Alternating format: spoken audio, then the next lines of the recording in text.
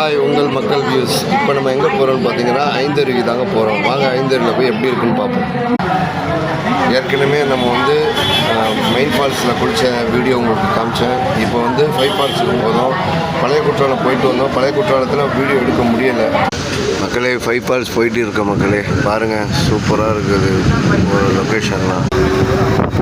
So 5 falls போகிற ரூட்லேயே வந்து பார்த்தீங்கன்னு சொன்னால் போட்டிங்லாம் இருக்குதுங்க. போட்டிங் இருக்குதுங்க, சூப்பராக இருக்கும் மக்களே. 5 ஃபால்ஸ் வந்தாச்சுங்க. வேறு லெவல் கூட்டம்லாம் செம்மையாக இருக்குது கைஸ்.